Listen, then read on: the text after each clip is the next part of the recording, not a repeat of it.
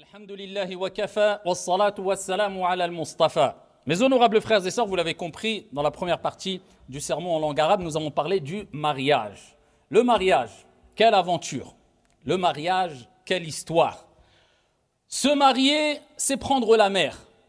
C'est Sufyan al-Thawri, rahmatullahi alayhi, qui l'a dit lorsqu'il a rapporté ces paroles qui sont très connues et célèbres.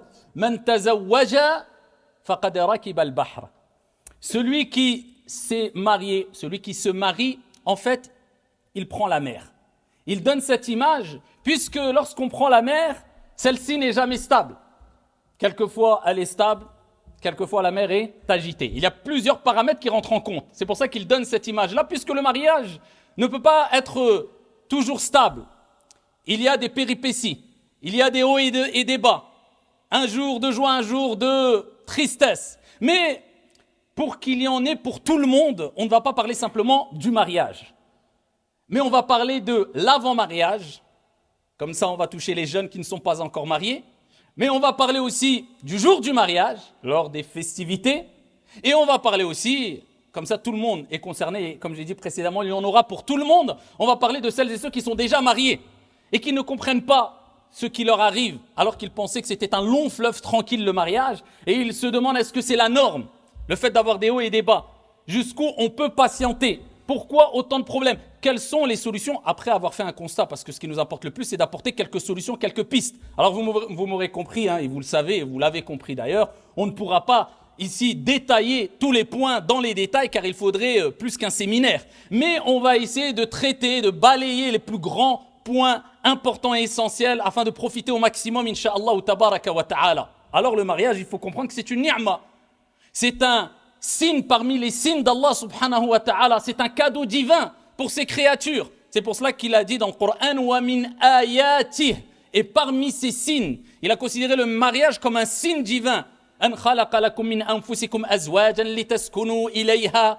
Il a créé pour vous de vous des épouses afin que vous viviez en tranquillité avec elles. Et on le verra par la suite, incha'Allah ta'ala, dans le troisième point. Wa billahi tawfiq. Mais cette ni'ma peut basculer vers une niqma, vers un malheur, une source de problèmes, de tristesse, d'angoisse, si on n'a pas bien saisi les recommandations divines et prophétiques, si on n'a pas saisi correctement le mode d'emploi. Parce qu'Allah subhanahu wa ta'ala, il a institué le mariage, mais il ne nous a pas laissé à notre propre merci. Il nous a laissé entre les mains un mode d'emploi. Le livre d'Allah subhanahu wa ta'ala et la sunna du prophète alayhi afdalus salati wa askat taslim avec l'éclaircissement de nos érudits à travers les siècles. Et bien sûr, il y a beaucoup de points qui relèvent du bon sens, tout simplement, pour avoir une vie harmonieuse. Donc il faut bien comprendre que le mariage c'est une ni'ma, il ne faut pas en faire une niqma, une source de malheur.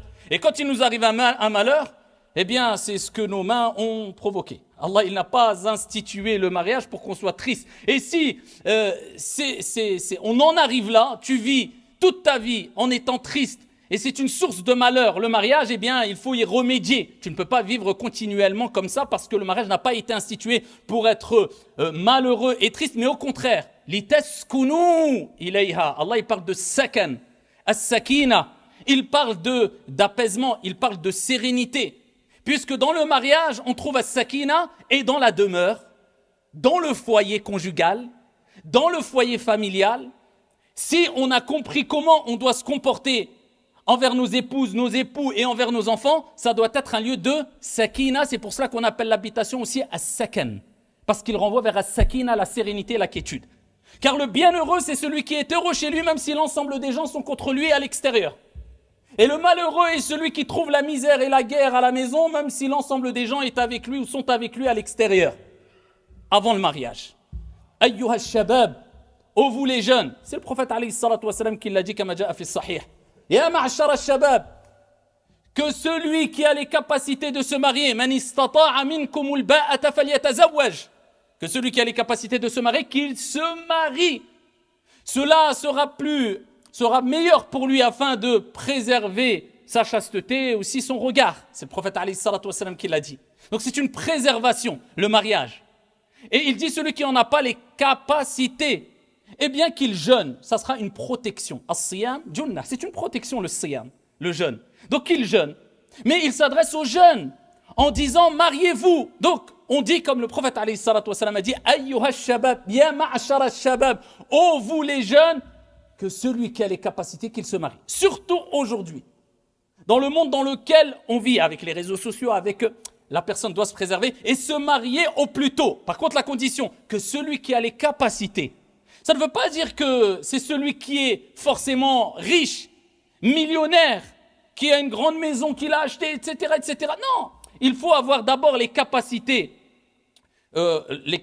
intellectuelles, avoir cette capacité d'être responsable, d'être mature. C'est ça la vraie richesse. Après, bien sûr, il faut un minimum.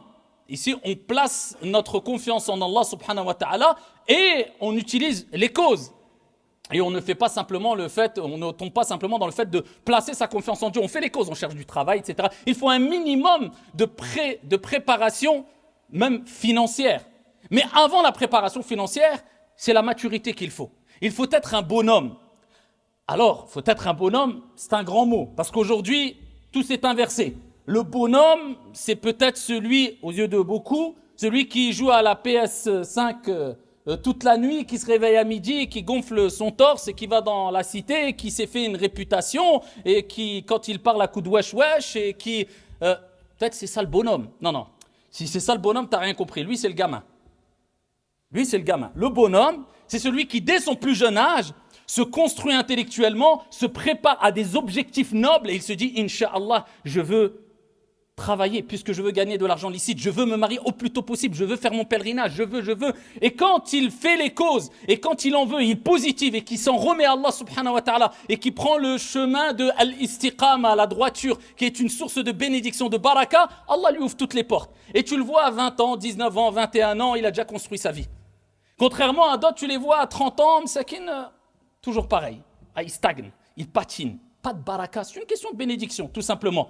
Donc là, on parle de maturité. Si la personne a un minimum, fait les causes, financièrement, il est stable, religieusement et intellectuellement, il est mature, marie-toi. N'aie pas peur. Oui, mais je n'ai pas assez d'argent, j'ai un travail, mais c'est limité. Allah, il répond. Et Allah subhanahu wa ta'ala, il nous dit dans le Coran al-Karim, « In yakunu fuqara » s'ils sont pauvres, Allah les enrichira min fadlihi, de par sa grâce. Abu Bakr as-Siddiq radiyallahu anhu wa arda, lorsqu'il a parlé de ce verset coranique, il dit celui qui obéit à son Seigneur tabaraka wa ta'ala dans l'ordre, concernant l'ordre du mariage et le comportement qu'il doit avoir, etc., eh bien Allah subhanahu wa ta'ala remplira sa promesse qui est le fait de l'enrichir. In yakunu fuqara, s'ils sont pauvres, Allah les enrichira de par sa grâce. Toi, il t'est demandé de craindre ton Seigneur tabaraka wa ta'ala et d'avoir une bonne intention.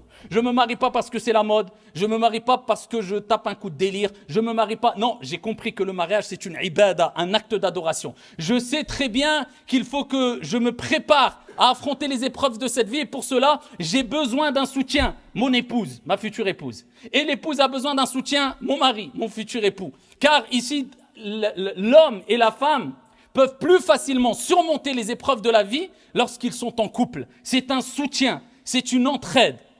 Et c'est pour cela qu'il est important d'essayer de se marier le plus jeune pour continuer à se construire ensemble. Bien sûr qu'il y aura des points qui ne seront pas encore... on n'aura pas acquis une certaine maturité sur certains points, mais tu te construis avec ton épouse au fur et à mesure, tant que tu as les bases. Et pour cela, on rentre par la porte, pas par la fenêtre. On fait les choses dans les règles. Parce qu'il faut bien comprendre une chose. C'est lorsque nous sommes confrontés à un péché. On fait tous des péchés. Mais l'intelligent, la personne qui craint son Seigneur, s'efforce de toujours délaisser les grands péchés. Ça, il doit être intransigeant avec son âme. Et les petits péchés, il doit s'en écarter au maximum, puisque les montagnes ne sont faites que de petites pierres. Un petit péché, et après on tombe dans un grand péché. Shaitan, il te tire petit à petit. Il te connaît très bien. Ash-Shaytan, c'est ton ennemi. Mais tu n'as pas qu'un ennemi, tu as aussi un nafs. Ici, tu as Ash-Shaytan qui te lance al-wasawis, les insufflations sataniques, mais il y a l'âme aussi qui te lance ces insufflations sataniques aussi. Et ces mauvaises, ici, insufflations. Donc, tu as deux ennemis.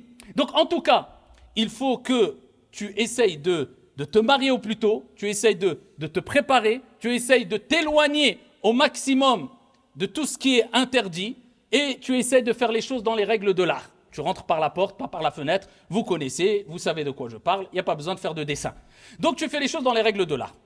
Et ici, il faut que tu aies des critères quand tu veux te marier. Et alors le prophète, alayhi salatu wassalam, encore une fois, je ne rentre pas dans les détails, je survole les grands points les plus essentiels, wa billahi tawfiq. Il nous a donné 2 hadiths qui valent plus que de l'or et qui sont un mode d'emploi pour la femme et pour l'homme, pour l'époux et l'épouse ou la future épouse et le futur époux. Il dit alayhi salatu wassalam, idha atakum man tardawna dinahu wa khuluquhu fazawwiju. C'est aussi simple que ça. Si quelqu'un vient à vous, donc il veut se marier, et que vous agréez, vous êtes satisfait de quoi? Sa religion et son comportement, fazawwiju. Mariez-le. Faut pas attendre, faut pas tergiverser, faut pas... Voilà. Mais le prophète, il n'a pas parlé que de la religion. Pourquoi il a parlé de la religion et du comportement, bien que le comportement fait partie de la religion? Il sépare pour donner de l'importance au comportement. Et on a parlé la semaine dernière du comportement et de l'importance du comportement jusqu'à ce que le prophète, sallallahu alayhi wa sallam, a dit, il n'y a rien de plus lourd dans la balance du croyant au jour de la résurrection que husnul khuluq, le bon comportement. Celui qui a beaucoup de science, beaucoup de connaissances, il n'a pas le bon comportement, en fait, ça ne servira presque à rien. Bien plus que cela, ça sera sûrement un argument contre lui, puisque pour lui, au jour de la résurrection, malheureusement, cette science, puisque ça ne sera pas une science bénéfique. Donc, il dit le comportement. Donc, toi, tu analyses, tu regardes. Est-ce que c'est un homme qui a des bonnes moralités, un bon caractère, un bon comportement, et aussi sa religiosité? Il a dit, « Idha atakum man tardawna dinahu » maintenant au moment présent. Puisqu'il y a des gens qui basent leurs décisions sur des suppositions. Oui, mais peut-être qu'il va commencer à être mieux. Oui, mais elle m'a promis qu'elle allait s'améliorer, qu'elle allait commencer la prière, qu'il allait... Non. Le prophète, alayhi salam, il te dit, écoute, ça c'est des suppositions. Wallahu a'lam. Toi, ne prends pas de risques. C'est un mariage, c'est pour une vie. Tu prends des risques pour un mariage? Donc toi, base-toi sur ce que tu vois, ce qui est concret. Est-ce que la personne, l'homme, craint son Seigneur tabaraka wa ta'ala, des bonnes moralités, un bon caractère, un bon comportement avec les créatures, avec son créateur? Regarde le comportement, le caractère et regarde la religiosité. Et là, tu peux espionner un peu, faire une petite enquête. Est-ce que c'est une personne connue pour aller à la Jama'? Est-ce que c'est une personne connue pour sa piété? Est-ce que c'est une personne... Voilà. Donc, quand tu vois ces 2 aspects-là qui sont réunis, eh ben, c'est un bon signe. Et parmi les critères qui te permettent de voir si c'est vraiment une personne fiable ou pas, homme ou femme d'ailleurs, eh bien, les textes nous rappellent de regarder aussi son entourage, la famille. Ça ne trompe pas. Puisqu'il faut bien comprendre une chose, c'est que comme disait Ali, certains attribuent la parole à Ali radiyallahu anhu warda, mais beaucoup de personnes experts dans l'éducation des enfants, etc., rapportent aussi ces paroles similaires. De 0 à 7 ans, l'enfant en général, on joue avec lui. C'est l'âge de l'amusement. De 7 à 14 ou 15 ans, c'est l'âge de l'éducation. De 15 à 21 ans, bah voilà, c'est entre guillemets, tu l'accompagnes, tu en fais ton ami, mais tu l'accompagnes toujours, tu le conseilles, etc. À 21 ans, laisse-le agir à sa propre guise. Tu es toujours là, tu es un conseiller, tu es toujours son père, il n'y a pas de c'est bon, j'ai 30 ans, tu me laisses faire ma vie. Non, nous, en tout cas, je sais pas, moi, j'ai jamais entendu ça chez nous. Quand je dis chez nous, c'est en général dans la communauté musulmane avec l'expérience que j'ai eue à travers les différents conflits et tout. Nous, on sait que même si ton père il a 90 ans et ta mère a 99 ans, et toi tu as 60 ans, ton père il te dit ça ou ça, tu baisses la tête par respect, tu lui embrasses la tête. Et il reste avec toi et tu l'accompagnes et voilà, c'est comme ça. C'est la moindre des choses, la moindre des politesses, la moindre des reconnaissances. Si tu n'as pas compris ça, tu n'as rien compris. À la couline. Donc, ici on regarde la famille. Pourquoi la famille c'est important? Parce que de 0 à 15 ans, si on veut élargir le champ, ou alors disons de 7 à 15 ans ou de 0 à 15 ans, c'est là où les fondations et les piliers ont été mis en place. Dis même les murs, c'est pas encore hors d'eau, hors d'air, hein. Mais en tout cas, le principal, il est là. Ça y est, entre guillemets, après 15 ans, c'est quoi? Tu crois que tu vas commencer à éduquer la personne? Son caractère s'est forgé, ses principes sont ancrés. Donc, c'est qui l'a éduqué? C'est son père, sa mère. Et dans quel environnement? Avec ses frères et ses sœurs et ses oncles. Donc, et ses tantes, etc. Donc, c'est pour ça que c'est important de voir dans quel environnement a grandi l'homme, dans quel environnement a grandi la femme. Et pour cela, on regarde le comportement des parents, la religiosité, la piété, le comportement, les bonnes manières des parents, des frères, des sœurs. Et c'est important de prendre en considération la famille aussi. Alors, il y a des cas d'exception. Attention. Il y a des personnes qui se sont mariées avec des filles, avec des hommes qui étaient vraiment dans des familles où ils ont vécu des choses même catastrophiques, vraiment très dures à vivre, etc. Et voilà, Allah, il sort le vivant du mort et le mort du vivant. Il fait ce qu'il veut, subhanahu wa ta'ala. Je parle des règles générales. Donc ça, c'est très important.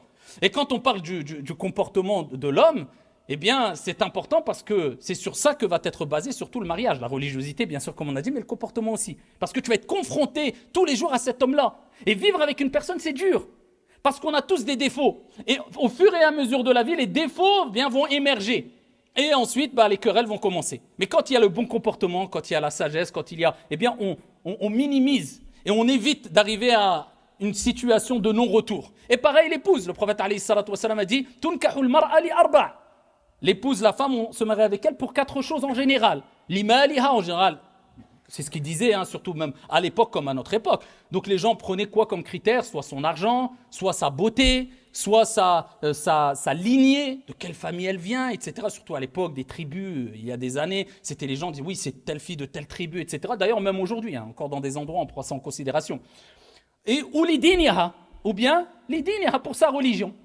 En général, c'est pour cela. Mais quel est le critère qui doit primer? Ça ne veut pas dire que tu n'as pas le droit de te marier en prenant en considération la beauté ou la lignée.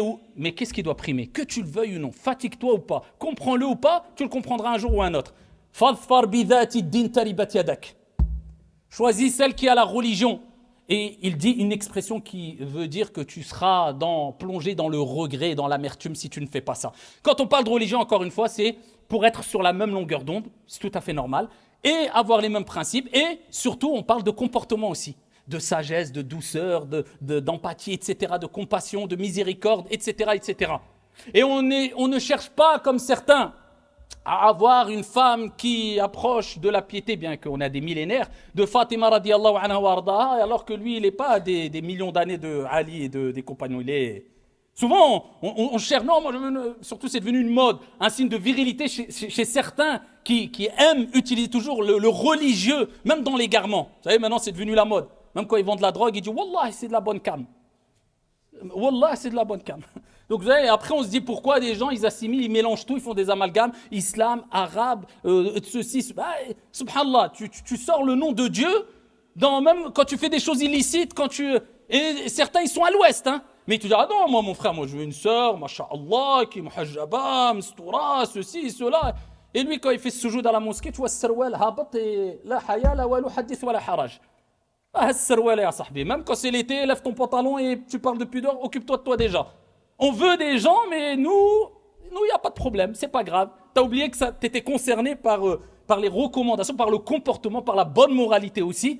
Tu veux, soit on n'a rien sans rien. Et tu auras que ce que tu mérites de toute manière. Al-khabithatu lil-khabithina wal-khabithuna lil-khabithat wat-tayyibatu lit-tayyibina wat-tayyibuna lit-tayyibat. Comme Allah dit dans le Coran, plusieurs explications. Certains parlent de paroles, d'autres disent que c'est les bons avec les bonnes, les mauvais avec les mauvaises. Ala kulli hal. En tout cas, il faut prendre en considération cela. D'accord? Et c'est de faire attention et de rechercher et de rentrer par la porte, pas par la fenêtre, rentrer par des voies licites et pas par des voies TikTok ou Instagram pour trouver sa dulcinée, comme ils disent, ou alors son héros, son cavalier ou je ne sais quoi. Comme on dit souvent, je reprends la parole de je ne sais plus d'où je l'ai entendu, certains se marient sur Instagram, ils divorcent sur TikTok. C'est pas comme ça qu'on va se marier. Même tu vas dire, ouais, moi j'ai rencontré maman sur TikTok et j'ai divorcé sur Instagram. C'est comme ça, t'inquiète pas, si tu veux te marier, Allah te facilitera comme le prophète alayhi salatu wassalam a dit. Toute personne qui veut se marier en vue de se préserver, Allah azza wa jal s'est engagé à l'assister. Kama qala alayhi salatu wassalam. Allah il va t'assister. Allah subhanahu wa ta'ala t'assistera incha'Allah ta'ala. Donc il te faut de la maturité. Il faut être un vrai bonhomme comme on a dit et une vraie femme. Dans la bienveillance, etc. Pendant le mariage, c'est-à-dire pendant l'aqd. Vous savez, tu as fait les choses dans les règles de l'art, etc. Tu ne veux pas rentrer par la fenêtre, par la porte, etc. Là, c'est le jour du mariage. Gâche pas tout. Billahi alaykum. Quelqu'un pense réussir à avoir un peu de bénédiction divine. Parce qu'il faut comprendre une chose. Il faut rechercher la baraka dans toute chose. Dans notre argent, dans notre santé, dans nos biens, dans notre mariage. C'est la bénédiction. Et la bénédiction, elle se trouve auprès d'Allah subhanahu wa ta'ala à travers des causes. Et parmi les causes, d'ailleurs, dans le mariage, de la bénédiction, c'est l'aval, on va dire, des parents, c'est-à-dire la bénédiction des parents, rendre ses parents satisfaits. Tes parents sont contents que tu te maries avec tel ou tel. Et ça, il faut chercher cette baraka. Aujourd'hui, il y a maintenant des jeunes rebelles. Oh non, tant que mon père, il a dit une excuse ou ma mère, son excuse, elle est pas valable, ça tient pas la route. J'ai été voir Mohamed dans le coin de la rue. Il m'a dit qu'il a étudié un an, je sais pas où. Il m'a dit, t'inquiète pas, c'est plus ton wali, c'est moi ton wali. Et au jour de la résurrection, le père, quand il va venir, il va dire, attends. Moi, je t'ai même pas mis au courant, on m'a fait de l'injustice, tu vas faire quoi? Et après, toute la descendance qui va... En fait, les gens prennent des responsabilités, mais subhanallah al-adim, alors que beaucoup de savants disaient que des savants musulmans, même parmi les pieux prédécesseurs, le sujet qu'ils ne voulaient pas approcher, c'était le mariage et le divorce. Ils disent trop sensible. Les répercussions sont trop conséquentes. On parle après des répercussions des enfants qui vont naître, une génération, des générations, une descendance. Et là, la légère. Non, t'es divorcé, t'es marié, viens que je te marie, viens que je te divorce. Bon, bref. Cherchez la baraka auprès de vos parents aussi. D'accord? Et concernant le jour du mariage, si vous croyez trouver la baraka en louant des voitures et en faisant la fiesta et des dérapages et en mettant la vie d'autrui en péril, en faisant les fous avec sa voiture, alors qu'on veut construire une étape de sa vie sans prendre conscience qu'on met la vie des autres en danger, passer devant la mairie, passer en centre-ville, bloquer les routes, mettre la musique à fond, danser. Et après, oh Allah, bénis notre mariage.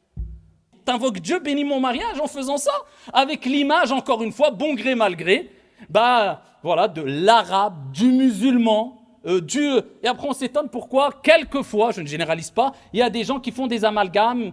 Quelquefois, ils ne voient pas plus loin que le bout de leur nez, ils tombent dans un racisme, ils tombent dans un... Oui, mais il y a certains qui le provoquent, je suis désolé, il faut dire les choses comme ils sont. Il y a certains qui le provoquent. C'est quoi ça? Un peu de civisme. On n'est même pas que dans le religieux, là. Ça, c'est des questions de bon sens. C'est des questions de civisme. C'est des questions de adab, de politesse, de bienséance, de comportement. Sois discret. Il y a des gens qui sont milliardaires. Ils font des mariages discrets. Mais pourquoi certains, dès qu'ils veulent faire la fête, c'est ruina? Mariage, ruina. Match de foot, ruina. Le truc, ça, même la fête, allez, même si tu fais dans le haram, tu peux pas faire la fête dans le haram de manière posée. Et je ne généralise pas, attention, je ne suis pas en train de dire c'est que les Arabes et les musulmans, mais souvent il y a des Arabes et des musulmans, qu'on le veuille ou non. C'est vrai ou pas? Parce qu'on reconnaît avec les termes. Koud wallah et wesh, etc. Ala kulli hal. Ici, quand on fait les choses posées, proprement. On cherche la baraka à travers la voie licite. On utilise des moyens licites. On fait son contrat de mariage à la mairie, puisqu'on est dans une époque aujourd'hui où maintenant tout est administratif, il faut prouver son mariage pour l'héritage, pour ses enfants, pour retranscrire, pour le pèlerinage. Tu passes à la mairie, c'est un gage aussi de crédibilité de la personne, puisque maintenant il y a les mariages et les divorces express. Non, mon frère, sur la sunna, et le divorce sur la sunna, rapidement. Hein. Une semaine, non, ça colle pas, la ralab. Et des compagnons, ils ont divorcé, mon frère. Parce que c'est facile, il n'y a pas d'administratif, et comme il n'y a pas de crainte d'Allah, hadith wa la haraj. Tu accepterais ça pour tes enfants? Non, mais pour toi, voilà, tu joues facilement. Gage de crédibilité, passe à la mairie, ton acte, fais ton acte, le aqd al-shar'i, voilà, tu fais ton contrat de mariage musulman aussi, avec les témoins, etc., dans les règles de l'art. Et ensuite, bien sûr, ce qui relève de la sunna après le aqd, c'est la consommation du mariage. Et ensuite, al-walima. Al-walima, c'est ce repas qui est une source de baraka aussi, comme le prophète alayhi salatu wa salam a dit. Et c'est bien d'inviter aussi les pauvres. Les gens démunis. C'est pas tu fais un mariage avec une extravagance telle que tu gaspilles des millions et tu prends ton argent, va au hajj ou à la umrah et fais un mariage, il n'y a pas de mal, mais dans les règles de l'art, dans le licite, dans le halal, avec une certaine éthique, avec tes principes, etc. Et tout cela, c'est connu, vous n'avez pas besoin ça, il n'y a pas besoin de faire de film par rapport à ça. Comme les droits et les devoirs de l'époux et l'épouse, c'est connu. Bien sûr, pour avoir un mariage stable, il faut que l'homme connaisse ses droits, parce qu'il a des droits, et ses devoirs. Comme l'épouse, elle doit connaître ses droits, elle a des droits, et ses devoirs. Et ça, c'est connu, et je vous renvoie vers tous les livres de jurisprudence et sur le mariage, etc. Les droits et les devoirs de l'homme et de la femme sont connus. Et attention, on n'utilise pas ces droits pour en faire un match de boxe. Ah, regarde, t'as fait ça, le prophète a dit. Ah, regarde, t'as fait ça, Allah a dit. Ça, c'est le cadre. Après, il faut avoir ces comportements de bienséance, d'indulgence, de patience, voilà. C'est à toi de faire l'effort et de ne pas rester basé que sur une guéguerre à travers les versets ou à travers les hadiths. Il faut de la maturité, il faut de la patience. Et on a toujours tendance à croire que l'herbe est plus verte ailleurs. Partout, il y a des hauts et des bas. Même quand vous connaissez le texte où un homme a voulu se plaindre des conflits qu'il avait chez lui et des problèmes avec son épouse. À Omar ibn al-Khattab radiyallahu anhu arda. Wa ma adraka ma Omar. Et quand il approche de chez Omar, il voit que chez Omar aussi, ça ne va pas. Il entend des querelles, etc. Il dit, si Omar, il y a ces problèmes, c'est pas moi qui vais me plaindre. Il fait demi-tour, Omar le rappelle. Et ici, il lui dit, pourquoi tu es venu, etc. Conflit, j'abrège dans le sens. Et Omar lui a rappelé, ici, qu'il fallait patienter, puisque la vie, de toute manière, elle est courte, et qu'il y a des hauts et des bas, et que c'est normal. Et il a rappelé les qualités de la femme qu'elle a. Et l'homme a des qualités, la femme a des qualités, et kada. C'est comme ça de dunya. Si vous pensez que tous les mariages sont bâtis que sur je t'aime, tu m'aimes, parce que tu as regardé trop de séries TV, ou alors tu crois que le monde virtuel des réseaux, c'est un monde réel, alors que c'est que du fake, comme vous savez. Parce que si, juste ne serait-ce que les filtres n'existaient pas sur les réseaux sociaux, je ne pense pas que les 99% de jeunes seraient sur les réseaux sociaux. Parce qu'ils seraient face à la réalité. Mais là, il y a les filtres qui t'embellissent tout, hein, l'homme comme la femme, comme les situations, etc. Ala kulli hal. Donc c'est normal, il y a des hauts et des bas. Et donc, pour le mariage, eh bien ici, il faut faire les choses dans les règles de l'art. Al-walima, tu invites des gens, ensuite la consommation du mariage, ensuite ici tu fais la fête, etc. Mais il faut faire les choses dans les règles de l'art et pas faire n'importe quoi. Et ça, c'est un message aux jeunes qui ont hâte de se marier, de faire une grande fête qui va attirer l'aïn et qui va attirer des critiques et qui va attirer « préservez-vous ». Et le jour du mariage aussi, eh bien on craint Allah subhanahu wa ta'ala, c'est tout à fait normal. On cherche toujours la bénédiction. Regardez les 2 jours de fête pour les musulmans, de fêtes religieuses, je parle. Eh bien, dans l'année, c'est Eid al-Fitr et Eid al-Adha. Et le prophète, il nous a recommandé d'être très joyeux, d'exprimer sa joie. Il n'y a pas de mal de s'offrir des cadeaux, de donner de l'argent aux pauvres, de partager sa viande de l'Adha, etc., etc. Zakat al-Fitr, on la partage. C'est un jour où il faut vraiment exprimer au maximum sa joie. Mais on commence cette journée-là avec quoi? As-salah. Très tôt le matin. C'est comme si Allah nous rappelait que ne cherchez pas le bonheur et la joie en dehors de votre bonne relation avec votre Seigneur. La joie, elle se trouve en passant par as-salah, par al-ibadah. Donc le jour du mariage, n'oublie pas as-salah. Et le jour du mariage, n'oublie pas tes principes aussi. Et après le mariage, et là c'est pour celles et ceux qui sont mariés et qui vivent des hauts et des bas, des tempêtes, des orages, presque il va tomber de l'embarcation, du bateau, il ne sait pas s'il sait nager ou pas, est-ce qu'il va se noyer ou pas. Ça, on pourra en parler des heures et des heures, mais on résume avec la parole de Soufiane al-Thawri.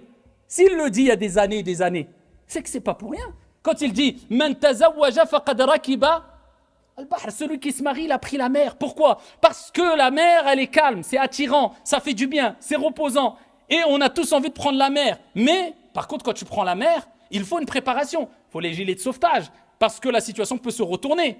Il peut y avoir des intempéries, il peut y avoir la mer qui s'agite. Et si tu te retrouves dans la mer, peut-être tu ne sais pas nager, même si tu sais nager, il faut des gilets, il faut une bonne embarcation, choisis le bon bateau, il faut regarder la météo. Et bien tout ça, c'est l'image du mariage aussi. Tu regardes les autres paramètres, la météo, est-ce que ça va être favorable ou pas? Regarde la famille. Est-ce que ça va être favorable ou pas? On revient avant le mariage. Eh bien, tu prends tes précautions, gilet de sauvetage, etc. Donc, il faut que tu aies une formation. Comme ça, si ça va mal, tu ne mets pas tout en l'air. Et si tu es amené à tomber du bateau parce qu'il y a des intempéries, parce qu'il n'y a pas le choix, soit tu sautes du bateau, soit tu meurs. C'est le divorce. Il y a des moments où il n'y a pas le choix. Au moins, tu peux te reconstruire parce que tu as ton gilet de sauvetage, tu as pris tes précautions, tu as fait les causes comme il fallait, tu as pris un bon bateau et tu n'as pas pris une petite barque avec plein de trous. Tu t'es préparé. Eh bien, ici, voilà, tu peux t'en sortir. Et tu refais les choses dans les règles de l'art. Mais certaines personnes, quand ça ne va pas bien dans le mariage, eh bien, c'est pas, il saute avec le gilet de sauvetage, il pense à lui. Non, il attend, il regarde l'autre personne, avant qu'elle mette son gilet de sauvetage, il le pousse dans l'eau pour qu'elle se noie. C'est ça ce qu'on voit, les guerres après le mariage, la guerre mondiale. Et on utilise les enfants, on utilise ça, il n'y a plus de principe, on a tout oublié le bien. Tu t'es marié dans le bien, avec l'amour d'Allah et de son messager, et avec le comportement qui est allé avec, eh bien, un divorce dans le bien. C'est tout. Pourquoi c'est aussi compliqué que ça? Pourquoi la crainte d'Allah subhanahu wa ta'ala disparaît? Ça, c'est un signe de l'hypocrite. Le prophète alayhi salatu wa sallam, quand il dit les critères de l'hypocrite ou les signes de l'hypocrite, parmi les signes de l'hypocrite, wa idha khasama fajar. Quand il se dispute, il perd toute moralité. Il tombe dans la perversité, il tombe dans les insultes. Il n'y a plus de règles, il n'y a plus de crainte d'Allah subhanahu wa ta'ala ou autre. Et ça, c'est catastrophique. Et le mariage, comme je vous ai dit, il y a des hauts et des bas. Et pour préserver le mariage, il y a 2 choses principales qu'il faut retenir. Pour ne pas m'attarder, parce qu'il faudrait des heures et des heures, mais 2 choses principales. La première des choses, comme je vous ai dit, connaître ses droits et ses devoirs. Et essayer au mieux de les mettre en application. D'accord? Et savoir, comme je vous ai dit tout à l'heure, tous les couples, dans toutes les familles, il y a des hauts et des bas. C'est normal, c'est la normalité. Ne vous croyez pas que, oh là là, moi j'aurais aimé, ou alors encore une fois, je reviens vers les réseaux, ceux qui vous vendent qu'on est le couple parfait, on est... vous avez compris de toute façon aujourd'hui que c'était des gros mythos, d'accord? Et la deuxième des choses, c'est, retenez ça, et ça je pense que c'est le meilleur des conseils. At-taraful. C'est pas le rafla, at-taraful. C'est ce que nous a recommandé le prophète alayhi salatu wassalam. C'est ce que nous ont recommandé tous les sages à travers les siècles. C'est tarafoul en quelques mots ou en d'autres mots, si on veut parler du sens, c'est fermer les yeux. Si tu cherches à chaque fois les défauts de ton conjoint ou de ta conjointe, ou bien de manière générale de ton frère ou de ta sœur, wallahi, tu resteras seul. Non seulement sans mari, sans femme, mais aussi sans amis. Que tu le veuilles ou non. Tu ne peux pas ici te focaliser sur les défauts des gens parce que tout le monde en a et toi le premier. Donc il faut agir avec at-taraful. C'est-à-dire, bon, quand tu sais que ça ne va pas avoir un impact catastrophique, c'est pas catastrophique, elle a eu un défaut, il a glissé, elle a glissé, elle a... Ouais, ferme les yeux, bon, c'est pas grave, voilà. Mais attention, de ne pas rentrer dans l'exagération et tomber dans le rafla.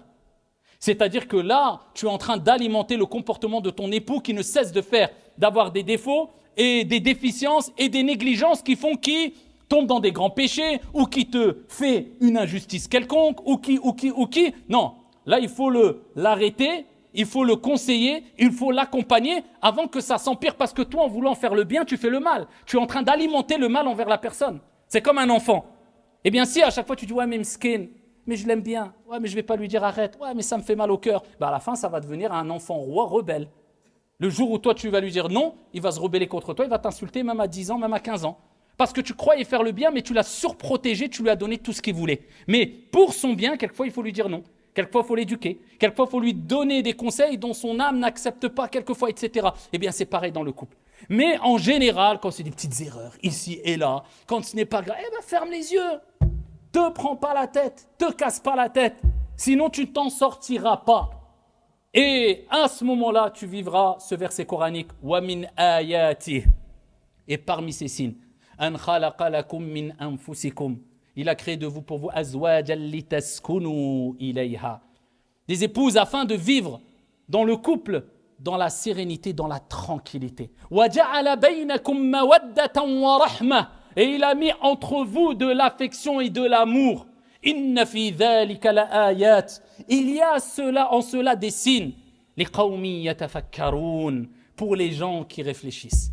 هذا وصلوا وسلموا رحمكم